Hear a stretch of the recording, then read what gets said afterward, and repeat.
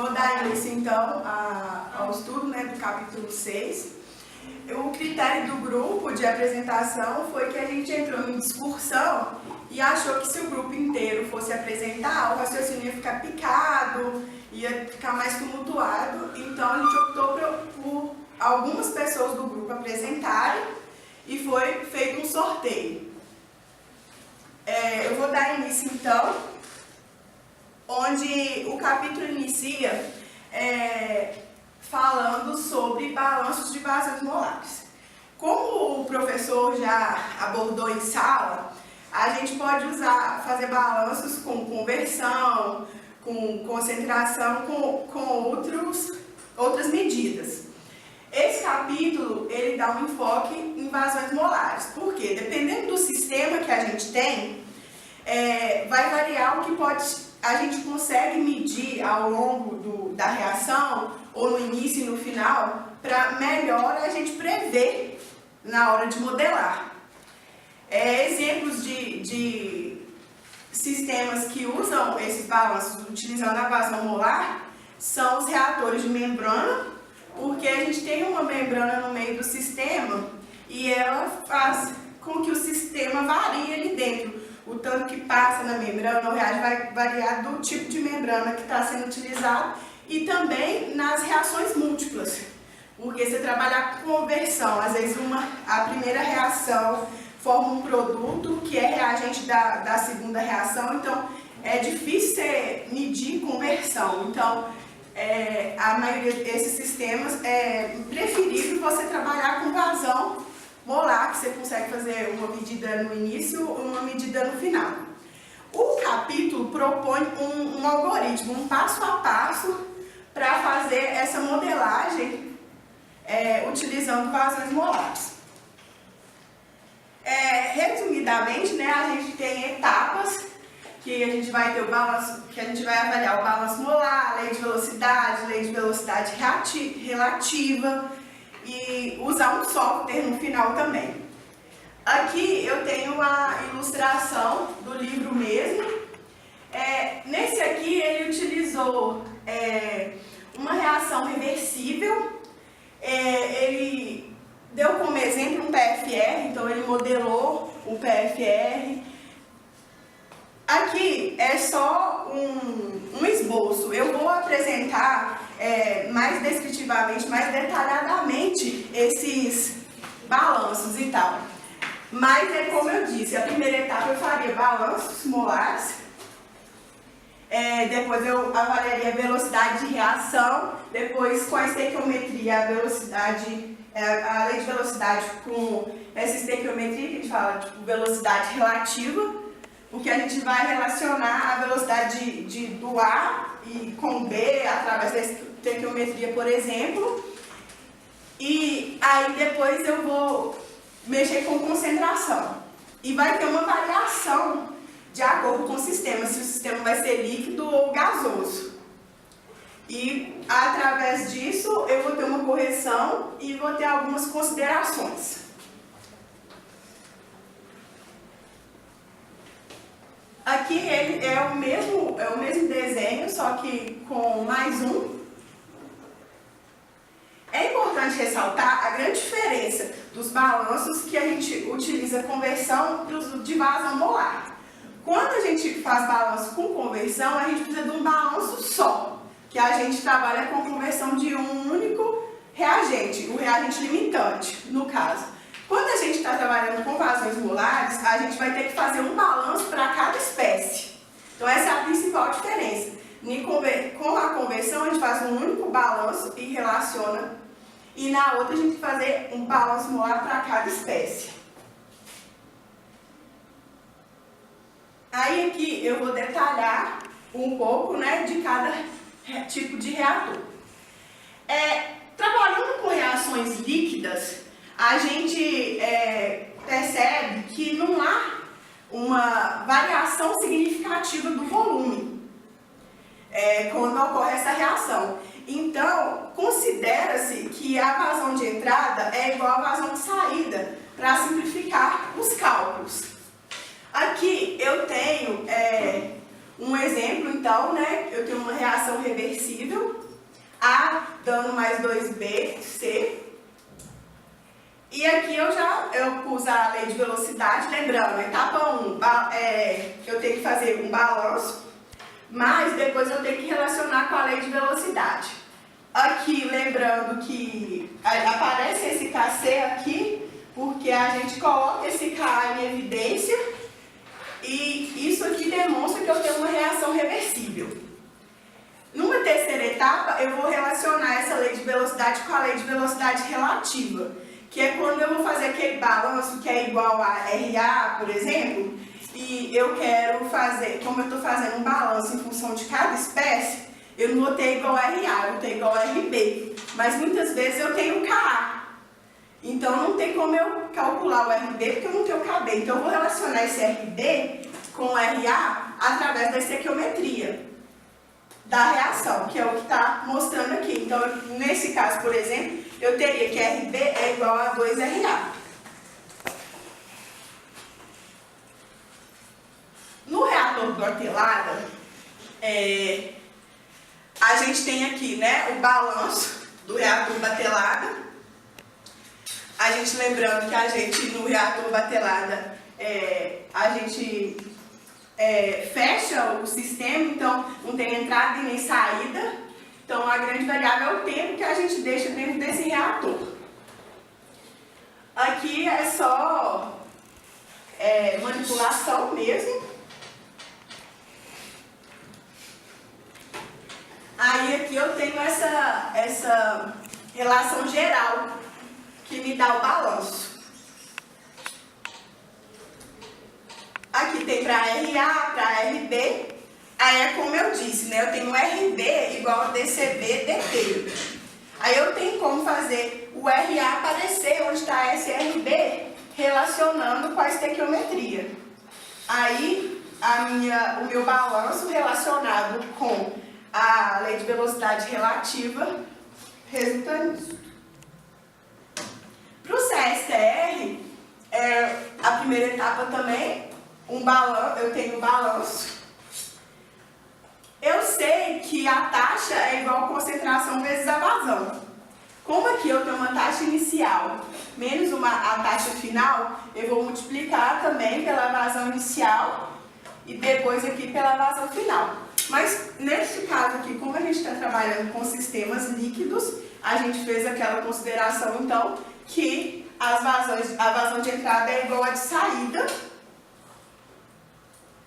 A gente então pode colocar, por exemplo, a vazão de saída. Aqui independe se eu quero colocar V0 ou V, porque é o mesmo valor. Aqui eu só coloquei ele em evidência. Aí aqui eu tenho comparando de A e B. Vocês podem reparar que são etapas que a gente mistura, substitui uma equação na outra para poder chegar num modelo, para jogar no software para conseguir resultados. E aqui também, como no batelada, a gente relaciona então o RA com o RB através da estequiometria e substitui aqui. Para o PFR, a gente também faz um balanço, também tem a mesma relação, né, da taxa igual a concentração vezes a vazão, o que me dá essa equação geral. E aquela mesma coisa, eu vou ter que fazer um balanço em função de cada componente. Aqui eu teria o balanço para A e o balanço para B. Aí vocês veem, igual a RA, igual a RB. De acordo com os parâmetros que eu tiver do meu sistema, eu vou relacionar uma velocidade com a outra. Uma lei de velocidade com a outra. Para o PBR, a gente não é muito foco de reatores 1, mas como vem abordado, eu vou falar um pouco por cima, assim, só a título de curiosidade, mas como já foi falado em sala, no reator PBR é quando eu tenho catalisador, leito, né, e a principal variável agora vai ser massa de catalisador, não volume, por isso eu tenho dW em vez de dV, E a minha lei de velocidade agora, como vai ser em função da massa de catalisador, eu vou ter um R diferente. Por isso é esse símbolozinho aqui, para identificar que não é a mesma coisa.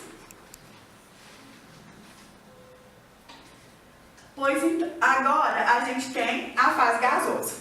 Na fase gasosa, a gente tem reações na fase gás. Diferente da fase líquida, porque na fase líquida, quando eu não tenho mudança de fase na reação, que eu faço aquela consideração, vazão inicial igual a vazão final. Na fase gasosa, pode ocorrer alterações, como a pressão, a temperatura, o número de mols. O número de mols é o mais fácil de observar, porque pode ser que você tenha uma reação que tem 3 mols de reagente e forma 2 de produto, aí diminuiu o número de mols com pressão. Então eu tenho uma variação de volume e eu vou ter essa variação de vazão. Então eu não posso fazer aquela mesma consideração de V0 igual a V. Então eu tenho que fazer uma correção disso por causa desses fatores que podem influenciar. Então, assim, na fase líquida eu posso usar normalmente só a concentração, o número de mols sobre volume e tal. Aqui eu já vou ter uma diferença. Mas, inicialmente, o algoritmo é o mesmo para os dois casos. Eu vou fazer um balanço para cada espécie. Aí é o que está demonstrando aqui do CSTR, PFR e o PBR para cada espécie, ó, para A, para B, C e D, automaticamente aqui, respectivamente no caso, né, para os demais tipos. Eu também vou pegar e vou colocar a lei de velocidade de reação de acordo com os tipos. Lembrando, como eu disse, que no caso do PBR, eu vou ter um R diferente, não é igual ao da batelada, do CSTR, do PFR. Logo em seguida, como terceira etapa, a mesma coisa, eu vou relacionar as leis de velocidade com a estequiometria, podendo, assim, nos balanços, de acordo com os parâmetros, poder relacionar uma velocidade de um componente com a outra.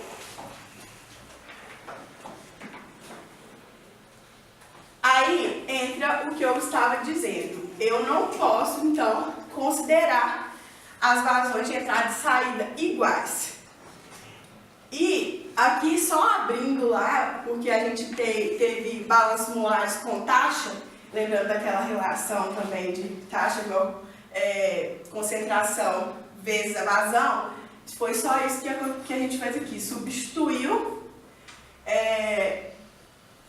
e aí aqui a gente fez em função colocou em função da conversão, para ficar mais fáceis os cálculos, mas não necessário, porque agora, na verdade, você vai ter que usar uma coisa para corrigir essa variação.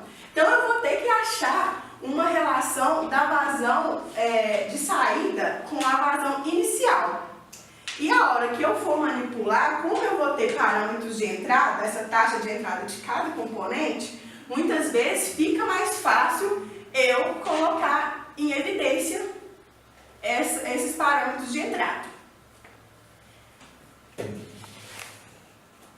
Como na fase líquida, na fase gasosa, a gente também usa a lei dos gases ideais para poder fazer essa correção.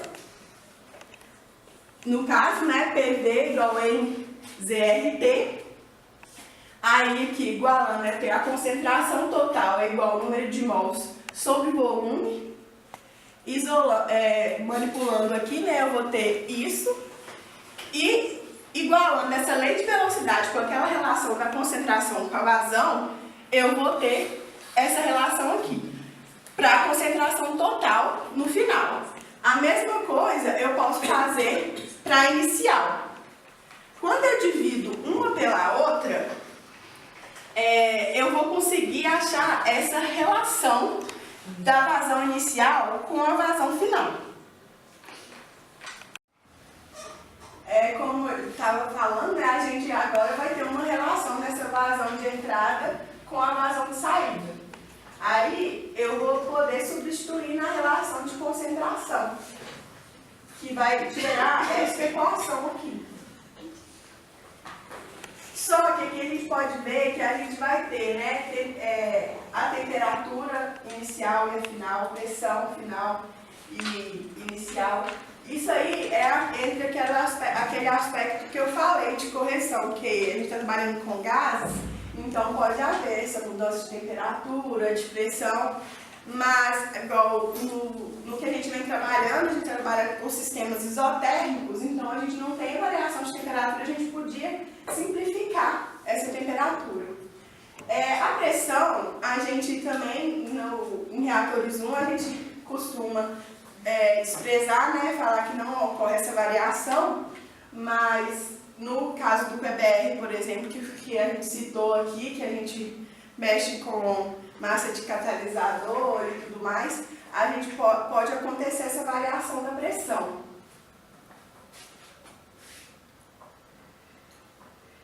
Aqui é só manipulando mesmo aquela equação lá também, dando a mesma relação lá. Em alguns casos, a gente pode desprezar aquele fator de compressibilidade, né, aproximar aquele sistema nosso considerar o nosso sistema comportando como ideal, né, tanto o Z0 e o Z, né, vai dar 1. Aqui é só demonstrando, né, que essa minha taxa total seria a soma da taxa de todos os componentes no final da reação. No início da reação, o FT0 seria também a soma dessas taxas no início. Aqui só para simplificar um pouco também, a gente fez uma consideração que o P sobre P0 é igual a Y. Aí a equação fica desse jeito. Aqui é só mostrando como seria, né, essa concentração para cada componente. Você pode ver que relaciona, né, a concentração de A com a taxa de A, de B com B, assim por diante, de acordo com cada componente. Aqui é um pouco a título de curiosidade, não vou entrar profundamente, porque essa parte de reatores 2, eu não tenho muito conhecimento a respeito. Mas é importante a gente saber que é levado em consideração, né, quando ocorre isso, vários parâmetros, né? A pressão, a porosidade, o volume do sólido, o fator de conversão, o diâmetro da partícula no leito, a viscosidade do gás que está passando através do leito, a posição ao longo do tubo recheado, a velocidade máxica, a velocidade superficial, a massa específica, e a gente que é dado por essa equação de Ergo, que pode ser manipulada e substituída naquela equação anterior.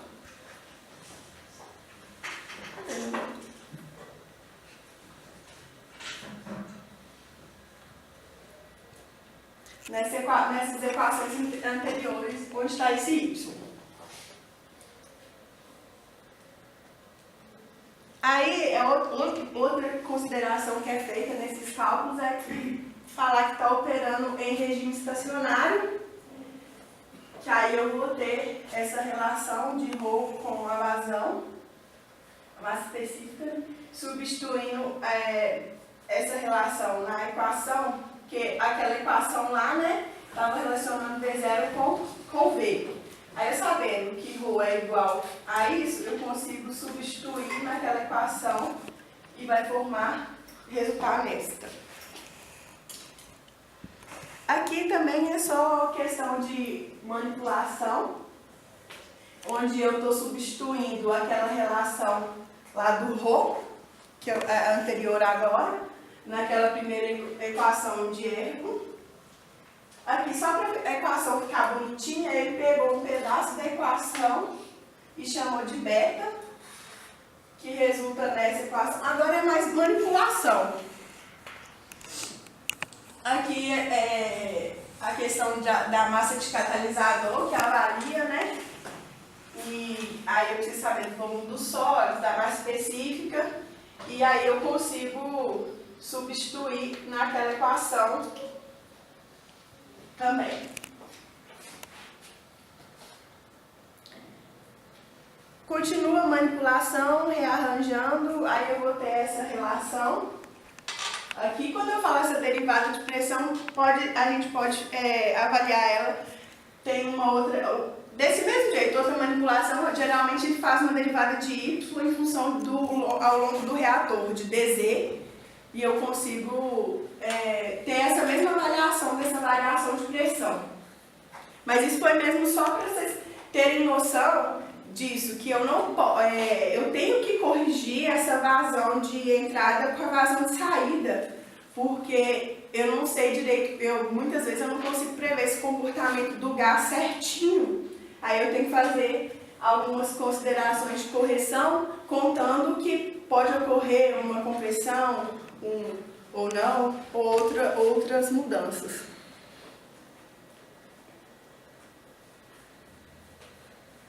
Aqui também, voltando, substituindo aquela equação toda no balanço, né, você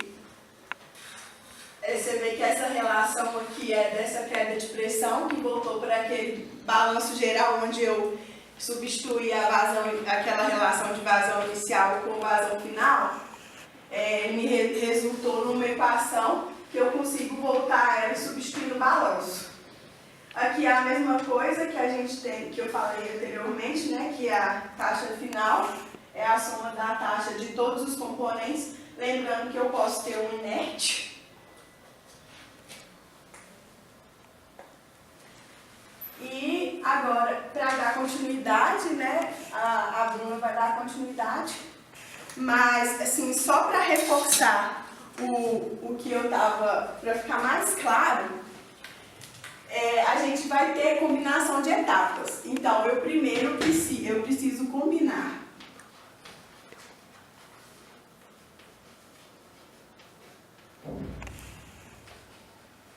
os balanços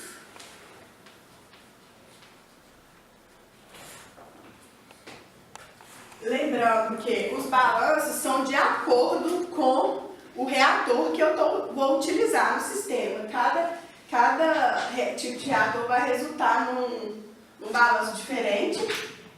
Depois eu preciso relacionar a lei de velocidade.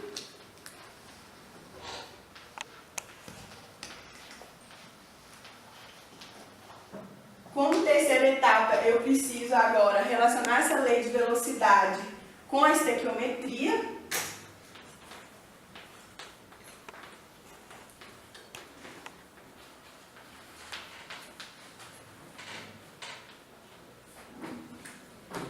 Aí, em seguida, eu tenho que fazer aquele cálculo das concentrações de cada componente, também lembrando da diferença de como calcular essa concentração, se é líquido ou gasoso, observando se eu vou precisar ter essa correção ou não, no caso, levar em consideração as mudanças no sistema, né? Então, a concentração.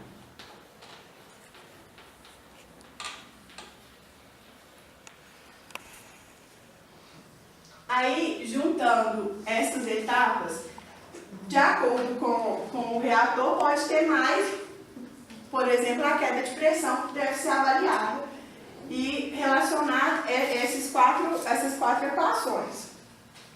Depois que eu relacionar essas quatro equações, eu preciso de alguns parâmetros.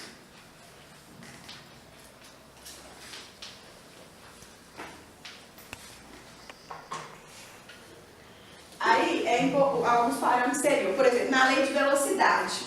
Por exemplo, eu precisaria do Ka, do alfa, do beta. A questão da estequiometria, eu precisaria do A, do B, do C e do D. e muitas vezes eu precisaria da concentração total inicial. Outra coisa que eu preciso também saber são as vazões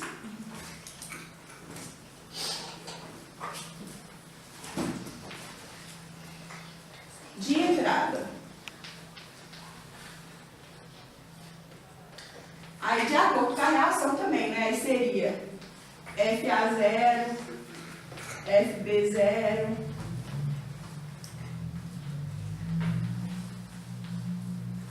e em alguns casos o inerte.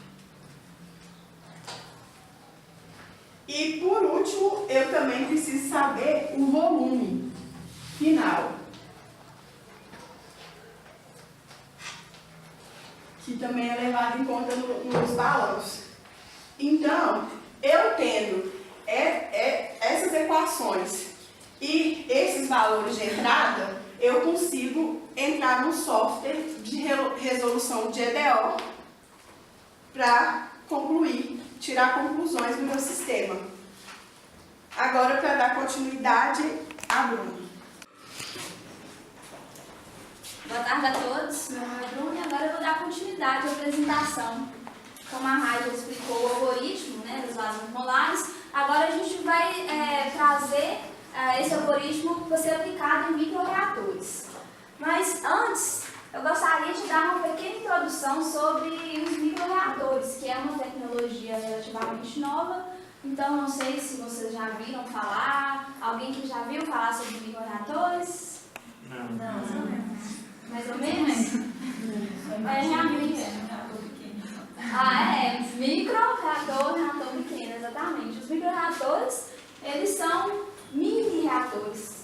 Como reatores, eles são recipientes onde ocorre reação química, os micro-reatores são recipientes minúsculos, em dimensões milimétricas, onde ocorrem reações químicas também.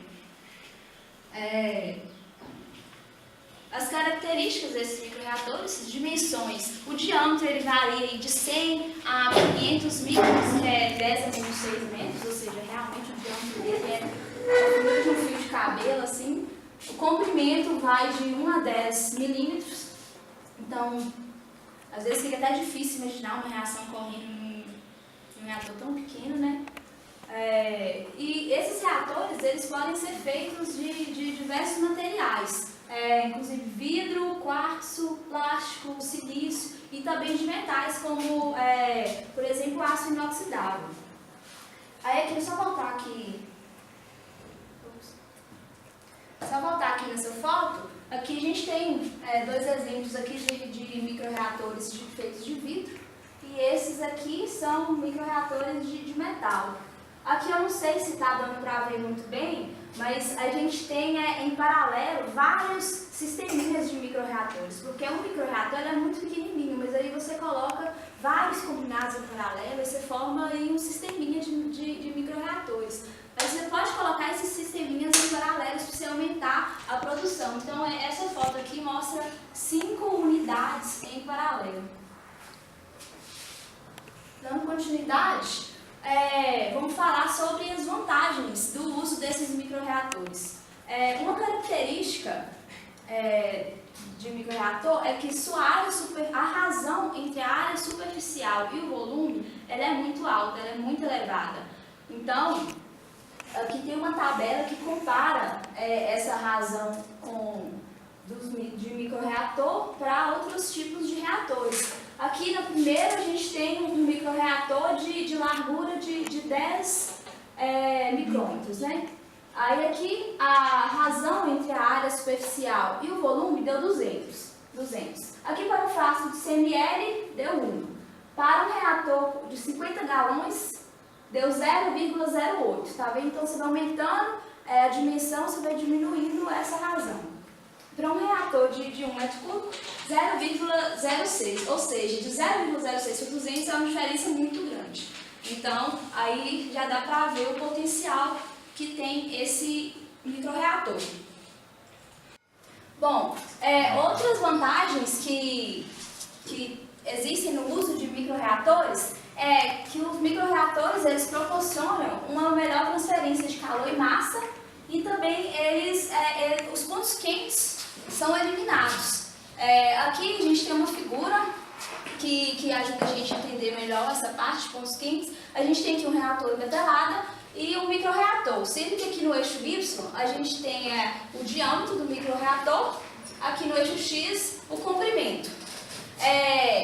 As cores, elas significam temperaturas. Aqui a gente tem temperaturas em Kelvin, o azul representa 293 Kelvin e vai até o vermelho, que é 303 Kelvin. Isso é para mostrar a intensidade, para mostrar a temperatura dentro dos reatores.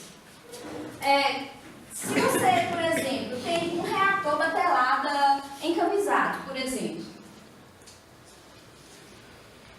e tem uma reação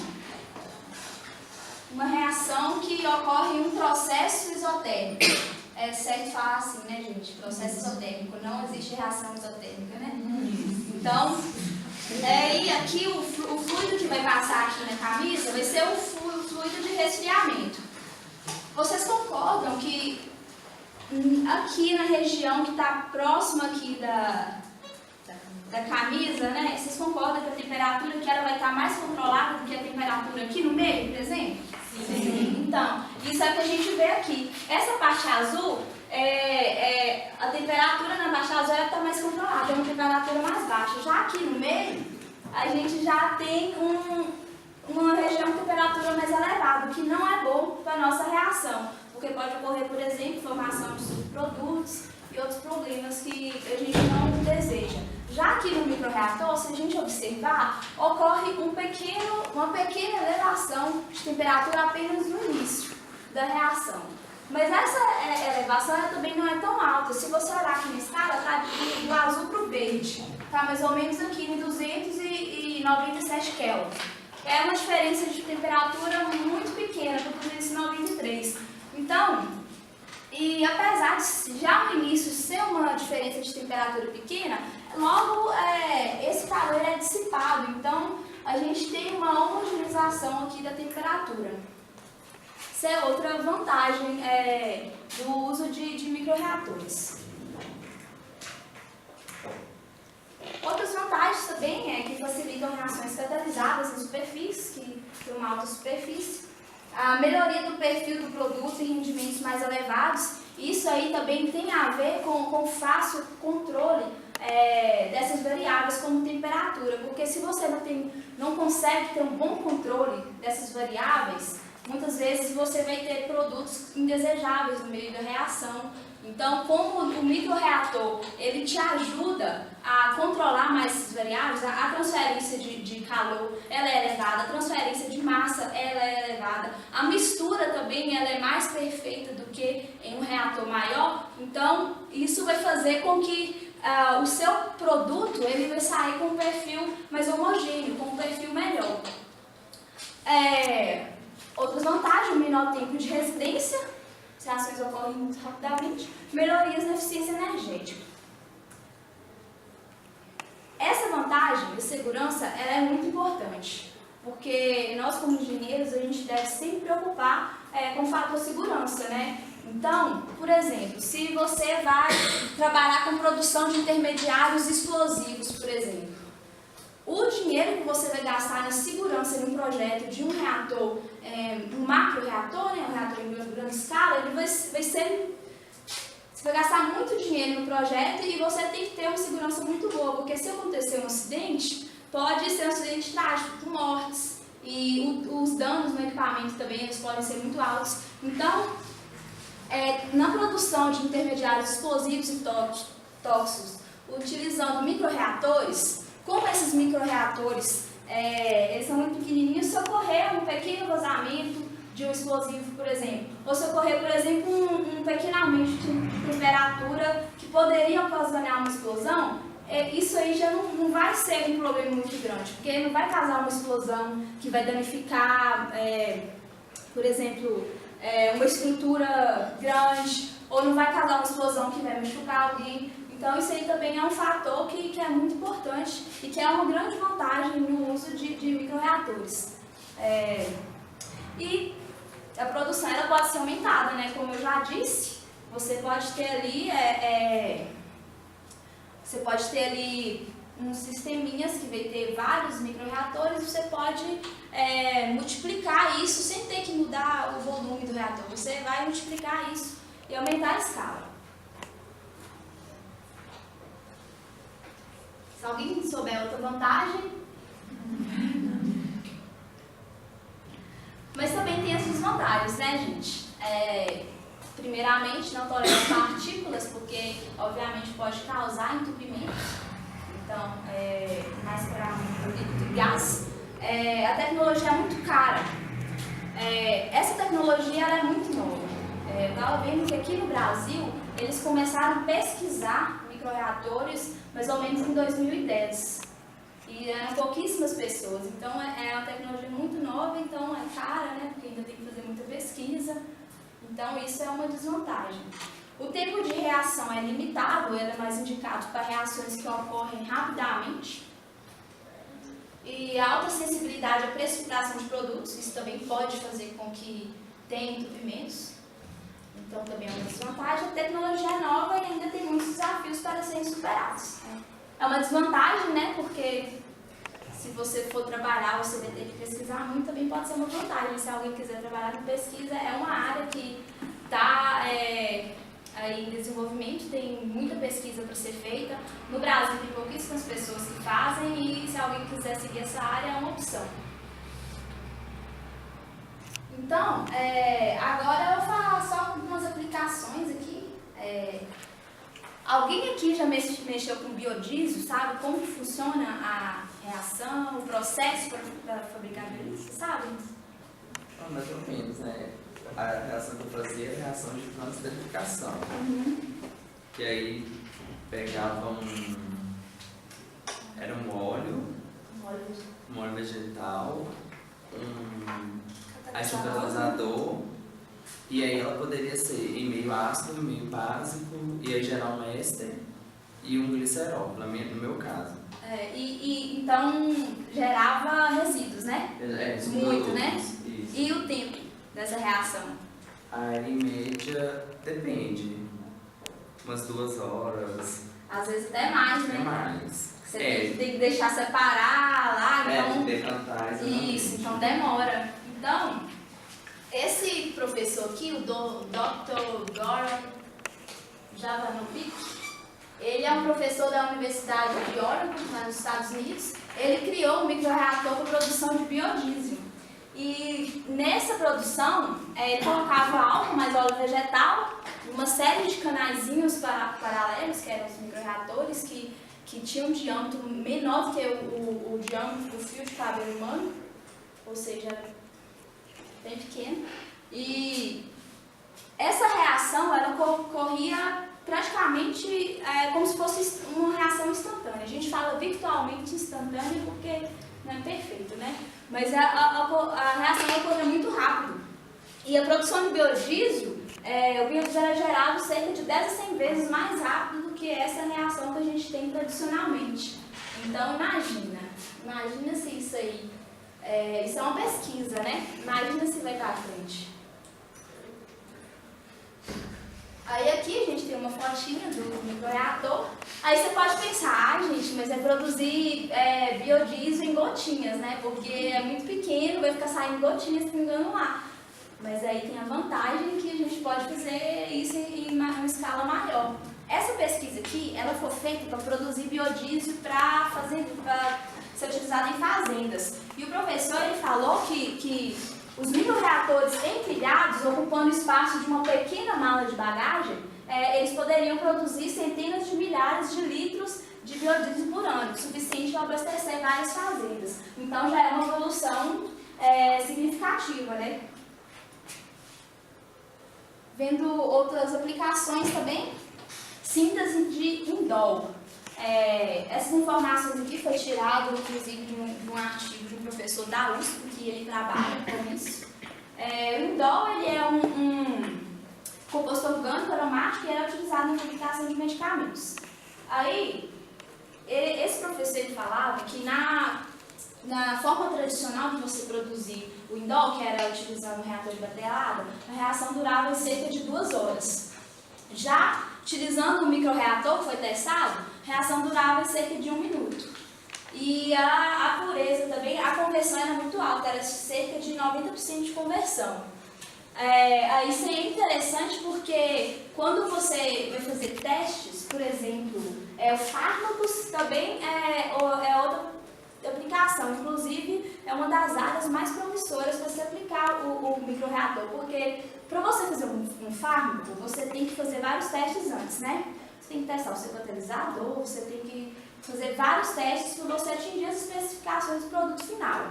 Se você puder fazer esse teste utilizando microreatores, você vai utilizar muito menos catalisador, muito menos reagentes, você não vai produzir muitos resíduos e você vai fazer isso de forma muito rápida.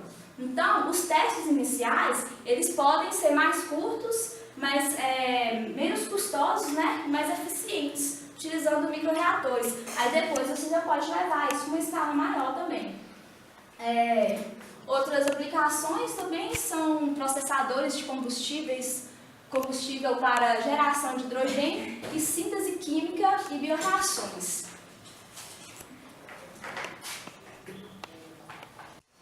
Então, gente, essas foram algumas aplicações para microreatores e no final a gente vai ver um videozinho que vai mostrar assim, melhor para a gente entender bem o funcionamento e ver isso em uma escala maior, né? Então agora eu vou chamar a Decimara para explicar um exemplo aqui para ajudar a gente a aplicar esse algoritmo nos microreatores.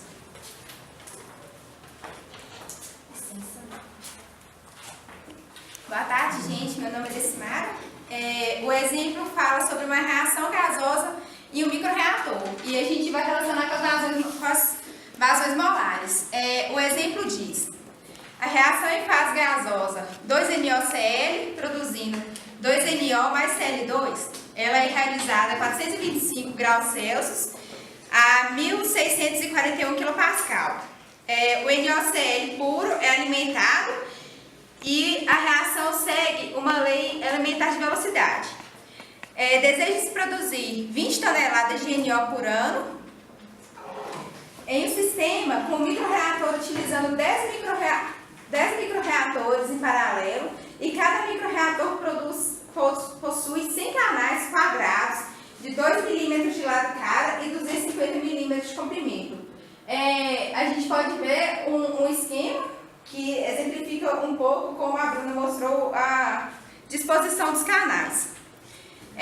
O que pede no exemplo faça um gráfico e analise os vasos molares em função do volume ao longo do comprimento do reator e o volume dado de cada canal é 10 a menos 3 decímetros cúbicos. E se pede o volume do reator para 85% de conversão. E também ele dá uma informação adicional que para produzir 20 toneladas por ano de NO, com tal conversão é necessária uma vazão de alimentação de 0,0226 mol por segundo de NOCl para cada canal. E ele dá o valor da constante, que é 0,29 decímetros cúbicos por mol por segundo, a 500 Kelvin, com a energia de ativação a 24 quilocaloria por mol.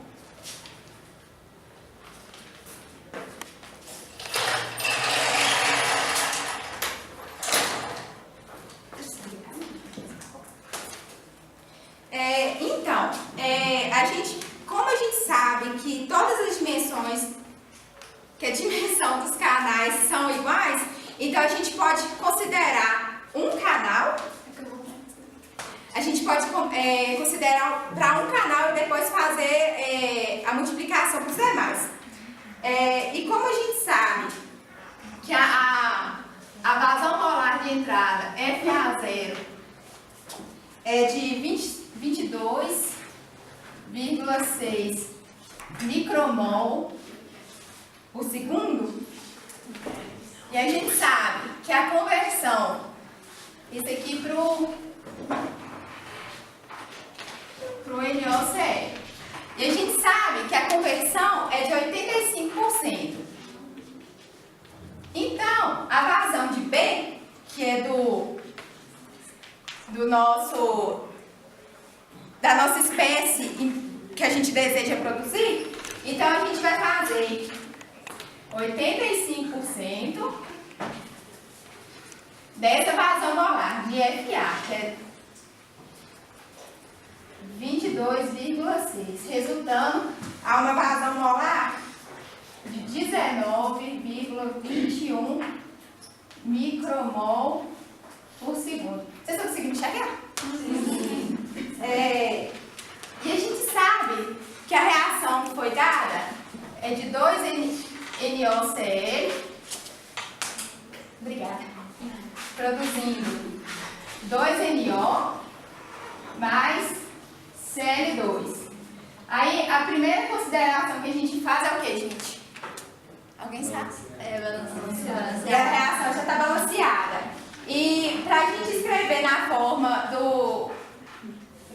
Escrevendo aqui como um coeficiente qualquer, uma Reação genérica. uma equação genérica. Obrigada.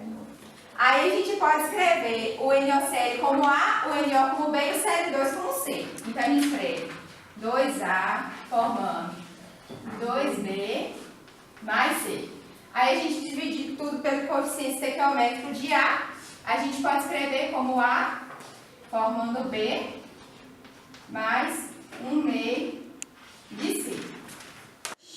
Continuando o exemplo, como a Rayane havia dito inicialmente, a gente deve fazer algumas combinações para passar para o software a fim de resolver esse problema de forma interativa. Então, a gente deve levar em consideração o balanço molar, a lei de velocidade, a estequiometria e a concentração. Então, a primeira coisa que a gente vai fazer para determinar essas combinações é o balanço molar.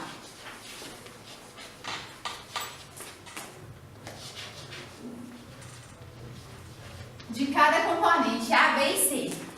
E através do balanço molar, a gente sabe que DFA dV é igual a RA,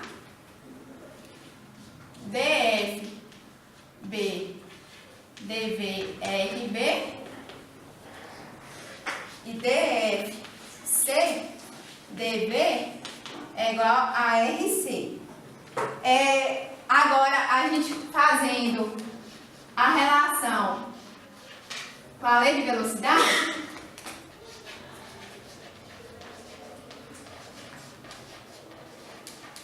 como no exemplo foi nos dado que a lei de velocidade segue uma lei de velocidade elementar, a gente pode dizer que a velocidade de desaparecimento de A menos RA pode ser dada por K, que também foi dado no exercício, CA ao quadrado. Continuando, agora a gente vai falar sobre a estequiometria, que é o terceiro passo.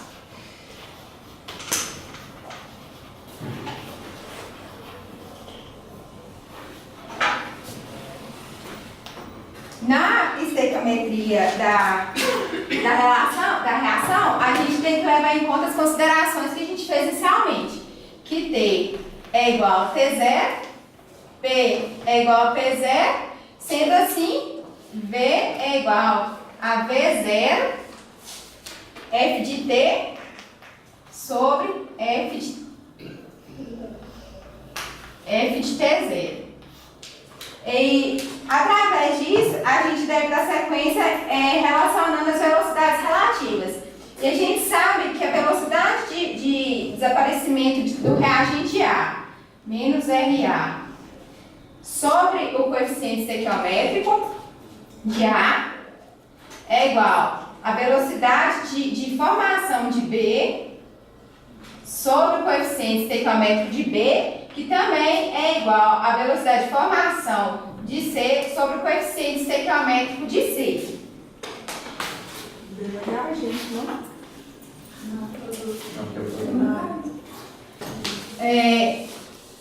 Então, como a gente sabe que o coeficiente, depois que a gente fez a o balanceamento da reação e dividiu tudo pelo coeficiente estequiométrico do reagente limitante, que no caso foi 2, a gente sabe que menos RA sobre 1 é igual a RB sobre 1, que é igual a RC sobre meio. Então, a partir disso daqui, a gente pode escrever uma velocidade de formação em função da velocidade de consumo, de consumo do reagente A. Então, a gente pode escrever que RB é igual a menos RA, enquanto RC é igual a menos meio de RA.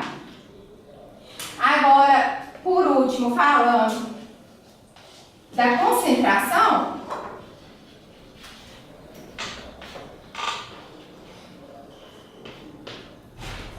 como nos foi apresentado no capítulo 3, a gente pode escrever a concentração de A como uma concentração total inicial e relacionando com a relação das vazões molares de A e a vazão molar total. Análogo, a gente faz a mesma consideração para B.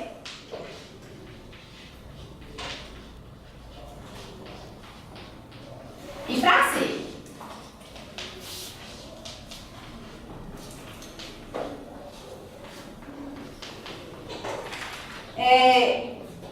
E a gente também deve considerar que a vazão molar total é igual à soma de todas as vazões. E em outros casos a gente deve considerar também algum componente inerte. Feitas todas essas considerações, a gente pode partir para a combinação.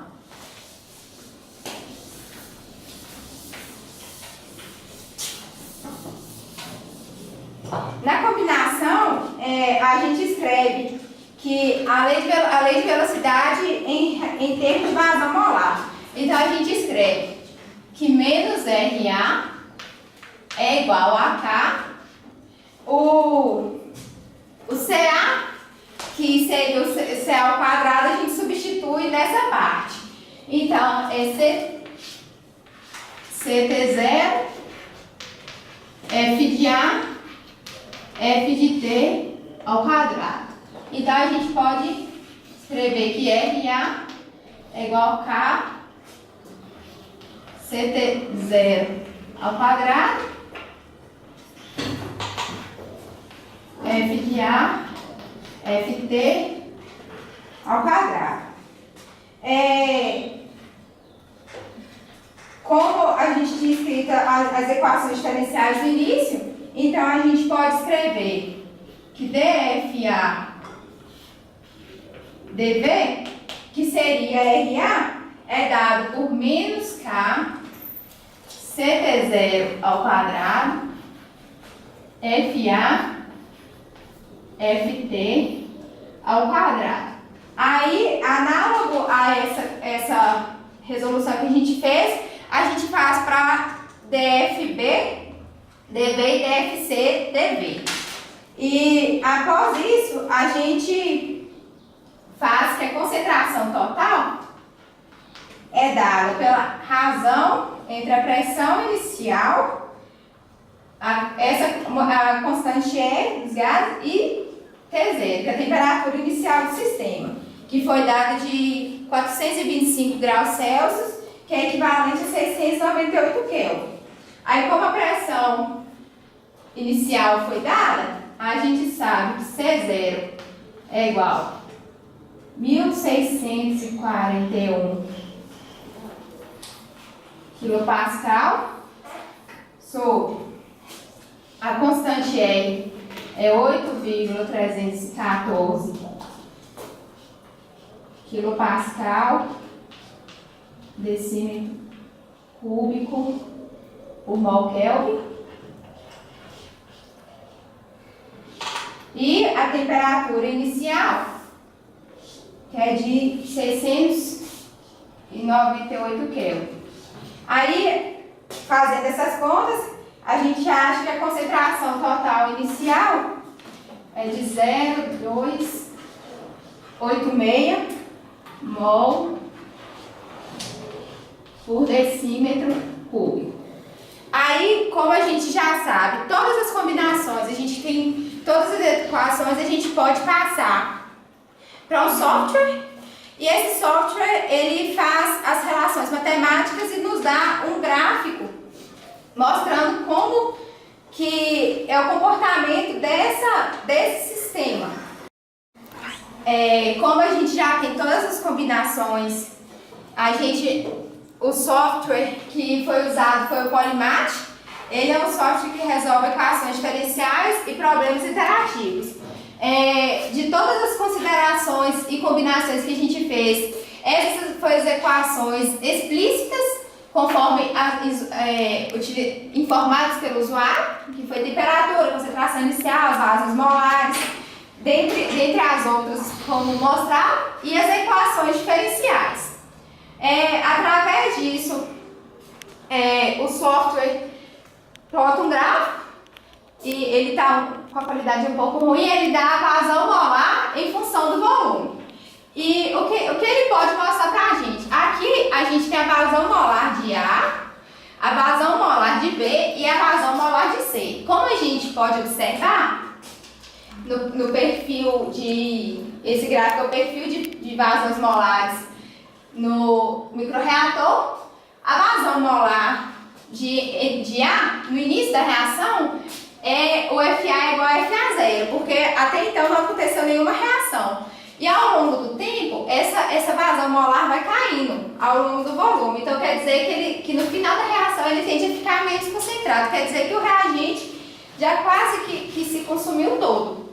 E como o nosso produto em questão é o B, então quer dizer que a vazão molar de B e de C são inicialmente zero também, porque no instante T igual a zero você não tem nenhum produto formado ainda. Mas ao longo do tempo, o seu produto em questão vai tendo uma maior formação em relação ao outro. E aqui estão as nossas referências.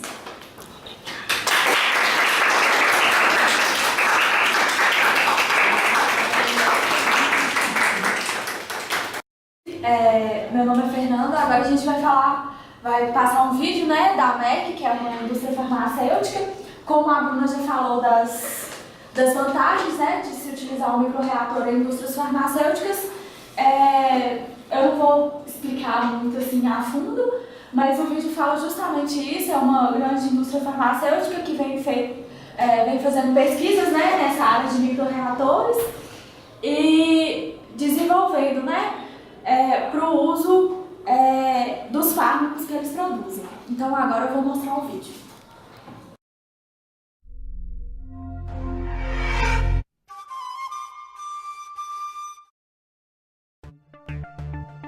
Merck manufactures a large variety of pharmaceuticals and special chemicals.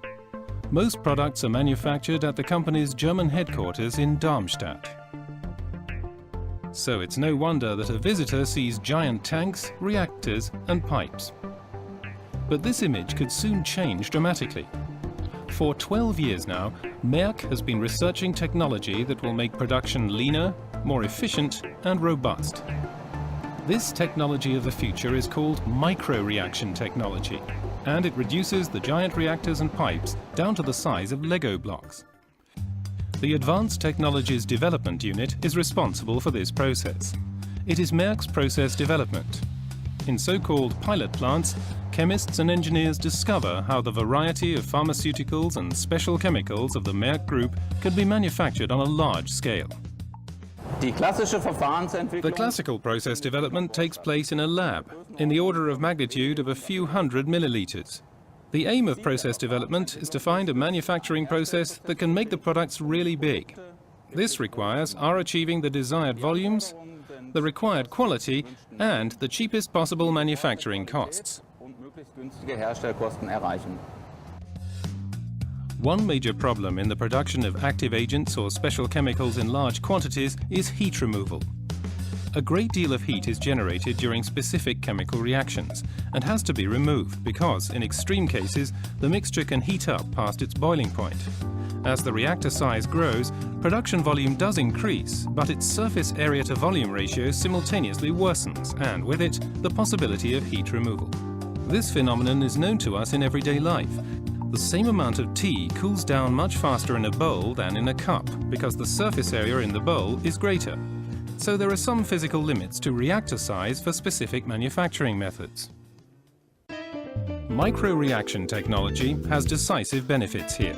At Merck, the lord over chemistry in the land of Lilliput is Dirk Schmalz, who already researched the subject during his dissertation at Clausthal Technical University. In classical technology, I always have specific filling steps. Then the individual substances are mixed together and then drained out of the system once again. Microreaction technology is a continuous technology. This means it can run smoothly over many, many hours. Dirk Schmalz and his team have further perfected and automated this process so that large volumes can be manufactured in microreaction technology systems, although production doesn't take place in giant tanks, but in capillary-sized channels. As a result, microreaction technology provides a great deal of surface area for heat removal. The simplest component in a microreaction technology system is the tea reactor. There are channels in this mixing chamber that are engraved into a metal or glass substrate. There is a lid over the tea channel with 3 holes that are exactly over the top 2 ends and on the bottom end of the tea, so that liquids can be injected at the top and removed at the bottom. The chemical reaction takes place at the intersecting point inside the microreactor. But the tea reactor is just one component of a microreaction technology system. Die Mikroreaktionstechnik bietet die Möglichkeit, Microreaction technology provides a way to construct the system in a very modular way. This means I can have one component that can mix, one that can be used for temperature control, and I can have a component that takes care of purification of the individual resulting substances. What's more, I'm able to build a plant for a very large production portfolio. Merck manufactures 35,000 products that can produce many products like pharmaceuticals and fine chemicals. In principle, microreaction technology works like a Lego building set. Depending on the requirement, different building blocks can be combined into production units. These channels can be parallelized as often as you want, until the desired production volume is reached. Then the highly automated plants go into continuous operation. The production process is monitored and controlled by computer. Manual operations can be minimized using this process control system. The small system volume reduces the risk of highly exothermic reactions, avoids side reactions, and achieves high-quality chemical products.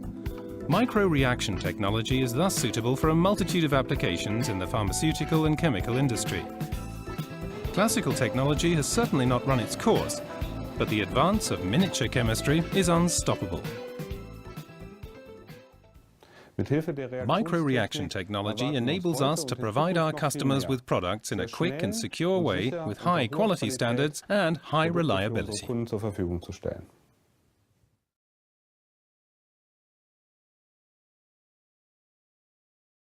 E assim, para a gente tentar finalizar o nosso tema, vocês têm alguma dúvida, alguma pergunta?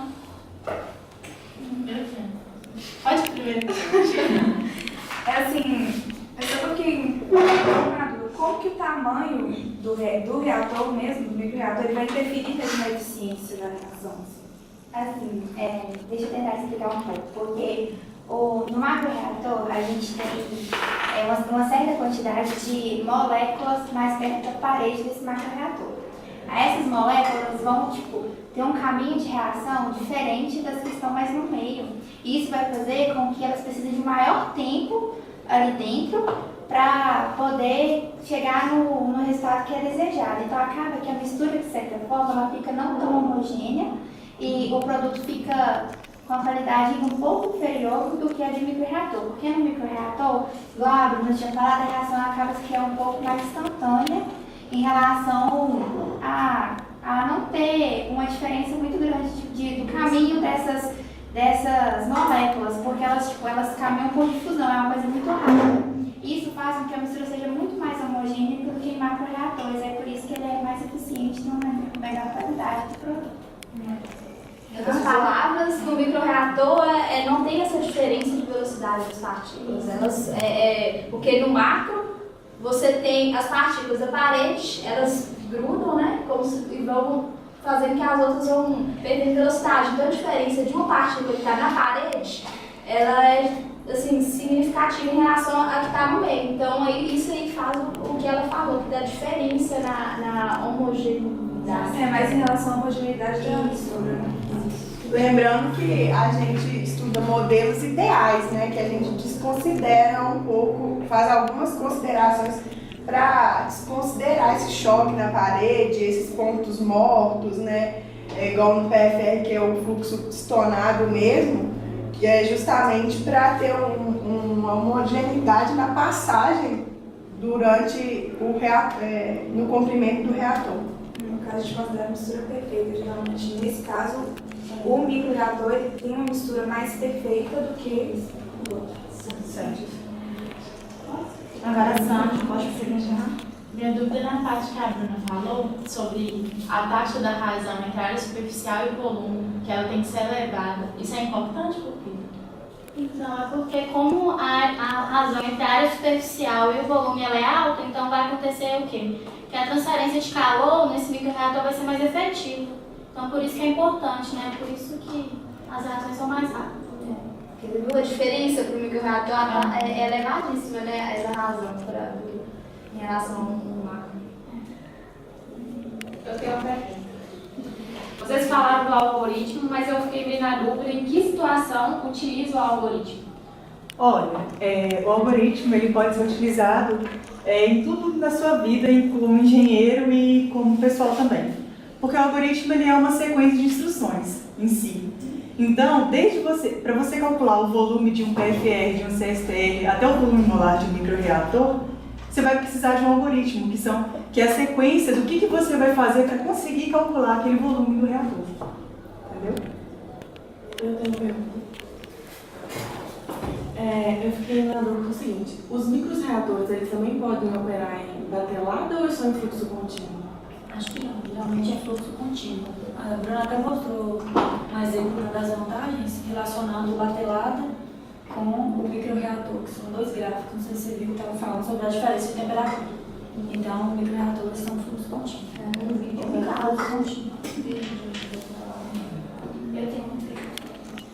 Vocês falaram que uma das vantagens do microreator é porque ele evita pontos quentes. Por que essa importância de evitar pontos quentes? Então, é porque quando você tem uma área quente, essa temperatura mais elevada ela pode influenciar na sua velocidade de reação. E isso pode afetar diretamente o seu produto. Às vezes, um produto que você não quer que forme pode se formar, ou aquele que você quer não se forma. Então, devido a esse tempo de reação mesmo, que pode ser afetado. Então, é importante evitar essas áreas quentes para a reação correr de uma forma mais uniforme. Mais alguma pergunta, gente? Então, muito obrigada. Muito obrigada. Então, aqui a gente finaliza o nosso trabalho. Muito obrigada pela presença de todos.